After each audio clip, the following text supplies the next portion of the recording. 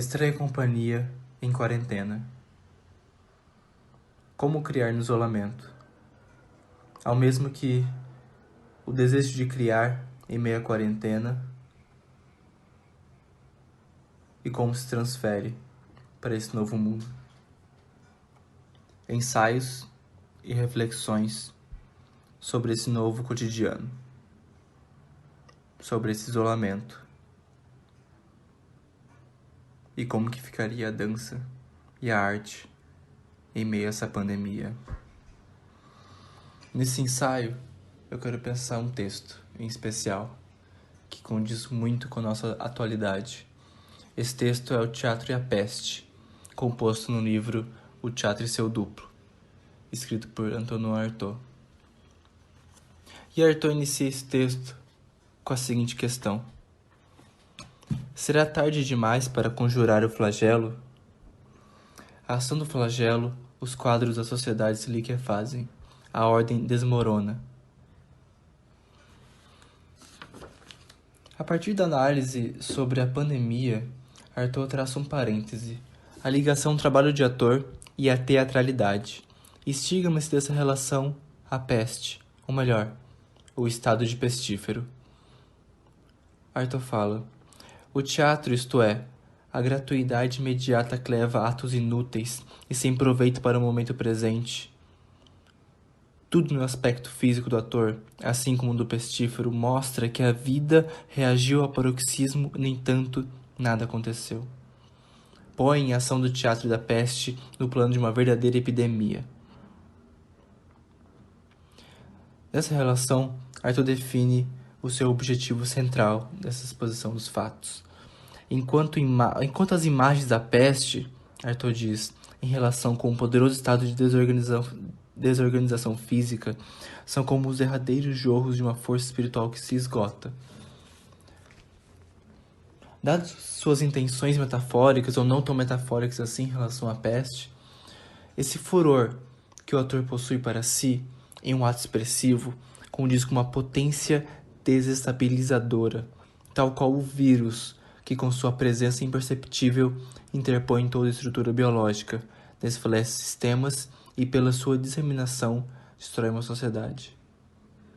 Artaud continua: prevendo que o contágio cessaria nos corpos, aproveitou alegremente a ocasião para introduzir um flagelo muito mais perigoso, pois atinge não os corpos, mas os costumes.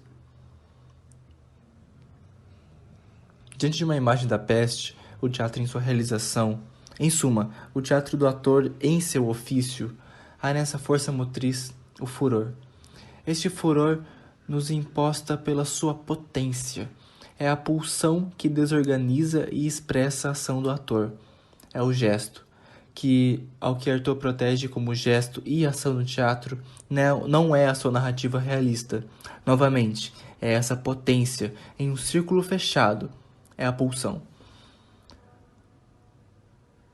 Artaud diz: uma vez lançado em seu furor, é preciso muito mais virtude ao ator para impedir-se de cometer um crime do que a coragem ao assassino para executar seu crime. E é aqui que, em sua gratuidade, a ação de um sentimento no teatro surge como algo infinitamente mais válido do que a ação de um sentimento realizado. Esse furor assumiu agora uma forma. Essa forma, a do ator, que se nega à medida que se libera, se funde na universalidade. Da potência como da força motriz ao gesto, nessa condição assume uma comunicação, o teatro. O que para Artaud, essa comunicação provoca igualmente como a peste, nada além de uma imensa liquidação. Mas o que é então essa comunicação? Ou melhor, trocando a pergunta, dada a relação entre peste e teatro, como Artaud sugere, o que faz o teatro uma liquidação comunicativa? Artaud responde: a peste toma imagens adormecidas, com a desordem latente, e as leva de repente aos gestos extremos. O teatro também toma gestos e os esgota.